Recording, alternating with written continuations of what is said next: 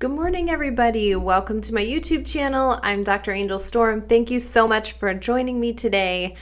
I am doing a video today on why you can't change the narcissist. I know that a lot of people think that there's something that you could do to kind of mitigate the narcissist behavior, or at least the obscene or abhorrent abuse towards you, potentially to your children as well. But there's a few reasons why this is actually not possible. Why there's like a chasm between you and the narcissist that you can never cross. There's some things that you do not have control over, and one of them is other people's behavior and responses to you. And this is really it's a real necessity for people to understand in order to move forward. And I feel this is especially true for right now. I've been getting a ton of questions about this. I started group coaching. So if you are needing to have some questions answered, or you need some one-on-one help, but you cannot afford the one-on-one coaching fees, or if you just don't think that you need extended time doing one-on-one coaching, group coaching is a great way for you to get access to me, to have your questions answered, and listen in kind of on other people's questions. Everything is anonymous. If you sign up, there's a way for you to submit questions and things like that anonymously. Your questions will be answered, and then the replays of the group coaching sessions are all available for you as well. And this goes, it's on an ongoing basis for 30 days at a time. So go check that out. It's in the description of this video if you need help. So getting back to this video, this question has come up a lot in my group coaching questions, and so therefore I'm going to just do a video about this for YouTube. So when we talk about the narcissist behavior, why you can't get them to change, which again, a lot of people will reason away these very scientific and concrete reasons why you are not in charge of how or when or why the narcissist does or doesn't change. I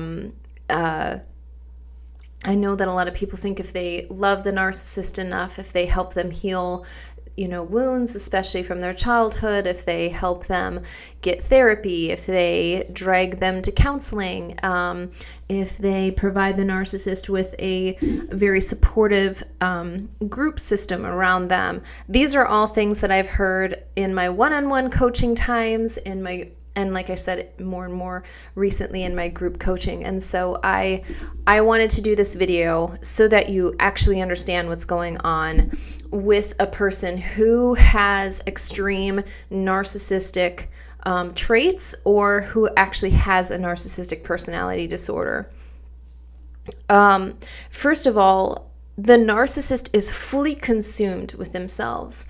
And I know that this is hard for some people to believe, because you're going to say to me, well, when we first started dating, or before we had children, or when the narcissist was younger, you're going to tell me about a time when this was not true. But what I would say to you is that it was coming out in a different way than the way you're experiencing it now, and at a different level than the way that you're experiencing it now. It was always there. The narcissist was always consumed with themselves. It just looked different at that given time. I've said this before, but narcissists learn. They learn about you. They learn about the way that you respond to things. They learn about what they can and cannot get away with whom, and they can and cannot get away with these things. They're adaptable, and they're learning how to get their needs met, not how to connect with people genuinely, and how to develop as a friend, or develop as a husband, or develop as a wife, or develop as a parent. They're not learning how to do those roles so that they can fulfill another person. They are learning how to do those roles in a way that is making their needs met, and their needs met alone. How you feel is of little consequence to the narcissist, even if you're married to one, even if you're the child of one. And I know that that can be a very hard thing to comprehend, but the fact of the matter is this is a very primal instinct that is being both driving the narcissist and that is allowing them to feel fulfilled. It's very primal. This is not some existential capacity that they're getting met, by connecting with another person, by becoming a parent, by becoming a spouse and things like that. They're not doing it for those reasons, even if they say they are. I have a few videos where I've talked about before, was anything with a narcissist real? And your perspective on what is real is different than the narcissist perspective on what's real. So is it real for the narcissist that they feel fulfilled? Yes. But it's in a different manner than the way that you feel fulfilled. You might feel fulfilled when you feel listened to, when you feel like you are connecting on an activity that brings you joy to do with the other person, or experiencing something new, traveling with that person, whatever it is, right? You feel fulfilled because you think that you're connecting in that moment. But for the narcissist, they're getting fulfilled because they have a supply that is meeting this primal instinct for them in the most base way possible. And so it's important that you understand what you think is real is different from the perspective of what the narcissist thinks is real. Are both of them real? Yeah, on some levels, they're both very real. The narcissist really is fulfilled or satisfied in that moment, but it's in a much different way than what you are and what you're experiencing. And I think that's just really important because it's, again, if you think that everybody is going to think the way that you do or feel the same way that you do, and especially when we're talking about a narcissist who is interpreting the world and the world's events through a much different lens than you, you're never going to get anywhere else because you're going to constantly be thinking that person is you and they should mirror what you think. I've talked about this before, but a lot of times too, codependent people who find themselves with somebody like a narcissist or with an addict will have codependence traits, and they believe that they need to control it. This is a side effect of stepping into this role of a codependent. You can control all of the outcome. You can control how that person thinks, feels, reasons, and behaves. And it's just not true. You cannot do that. And so I just want to shine a light maybe on some compromised places in your own belief system so that I can help you understand why you don't get to control what somebody else does, and especially when we're dealing with a narcissist.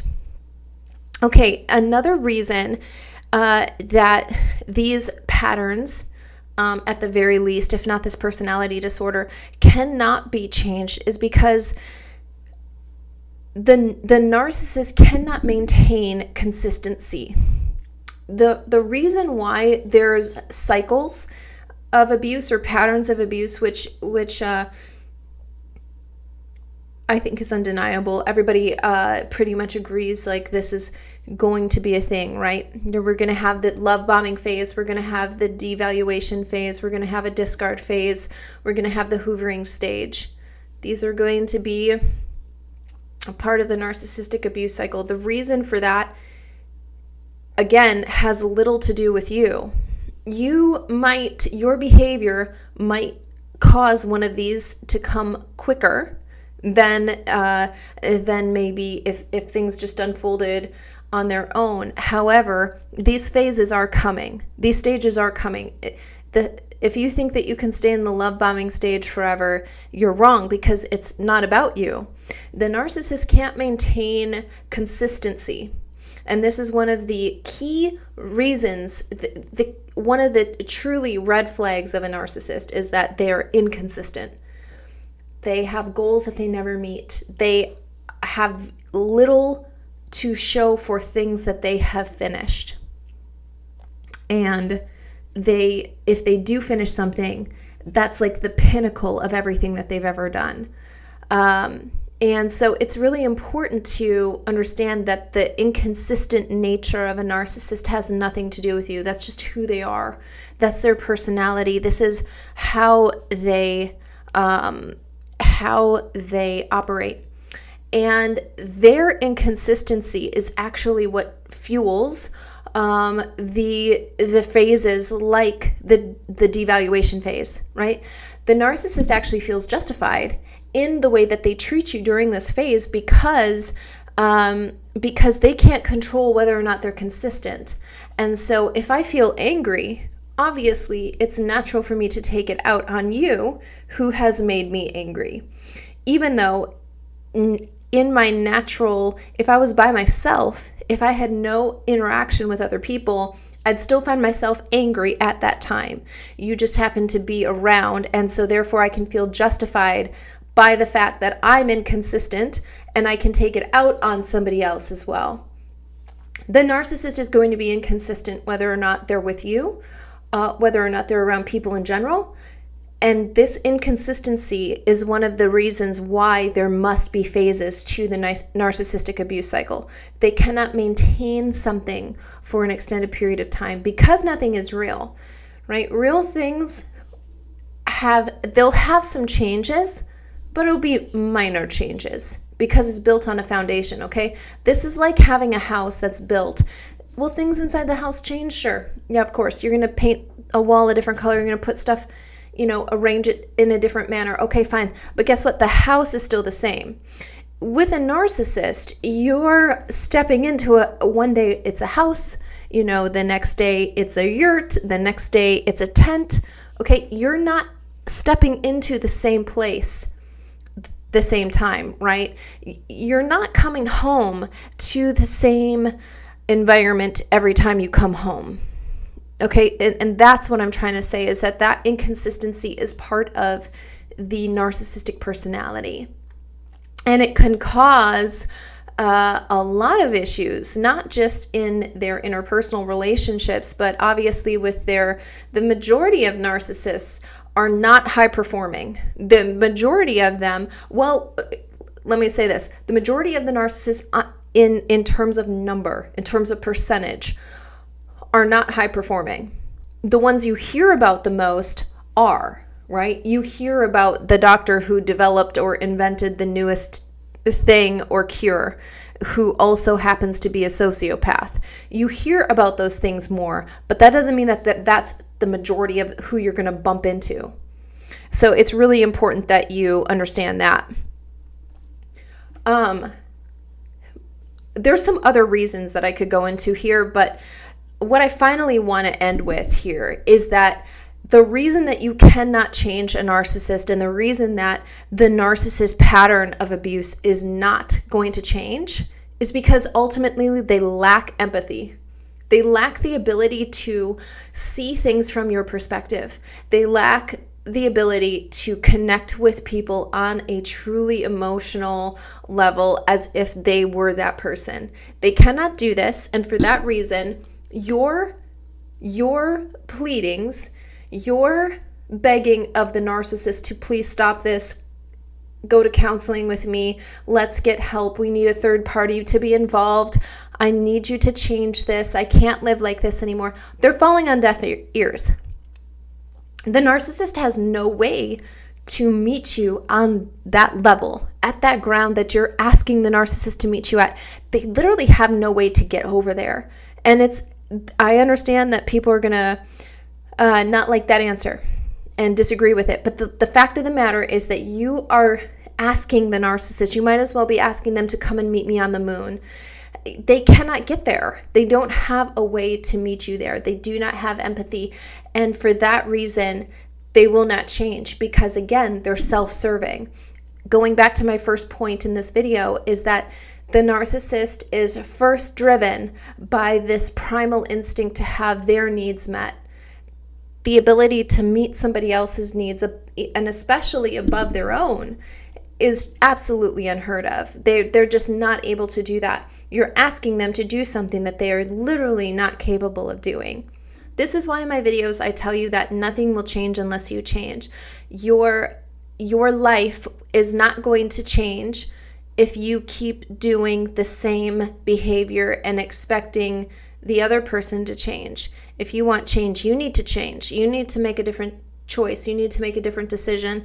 And even if that is uncomfortable, scary, daunting, it feels impossible, that is literally going to be the only thing that changes. And so the other final point I want to make about this is that a lot of people, when they get into a abusive relationship, whether it's with a narcissist or not, it could just be a toxic relationship, right? They assume that the level they entered in on is where it's going to stay. Okay, it's not great, but I can deal with it at this level. The problem is it never stays at that level. It's never going to be enough. And again, this is because of the consistency factor. The narcissist cannot stay consistent. And so this is never going to be the baseline for the abuse that you go through. It must get changed. It must be elevated because the narcissist will develop different needs, which again is what I was telling you earlier. The narcissist was behaving differently when they were a child because they had different needs as a child. As the narcissist continues to develop and grow, so do the needs that they have. It will grow to be different levels that they will have to need to be met. So therefore, the level of abuse, the level of love bombing, the level of devaluation, these things are all going to change as the narcissist changes. The narcissist is not going to stay consistent in the level or amount of abuse that they give out. And so if you think I can tolerate this level, that is that's unacceptable because it will get elevated. It absolutely will. It will always continue to grow. And so again, nothing will change unless you change. If you want to end this cycle, you need to finally make the commitment to yourself that you will have zero tolerance for this type of behavior and you will do whatever it takes to get out of that relationship. Without that type of dedication to yourself, how could anybody have that dedication to you? You give to yourself first what you need to receive from the outside world. And so I hope this video has helped you understand the nature of narcissistic abuse and why it cannot be changed, why it's immutable. And I hope that this will shine light onto areas, of people who have been trapped in this cycle thinking that it all depends on them. Be free from the codependent mindset. Step into your true identity, which is that you don't control other people and that you are not meant to be a doormat. You are worthy of so much more than what you are experiencing. And so I hope this video gives you the not only the courage to do that, but also the insight, the truth of why there really isn't another answer. So you guys, I hope this video has helped you. And if you haven't already, please be sure to subscribe to my YouTube channel below and then turn on the little bell so that you're notified whenever I upload a new video to this channel.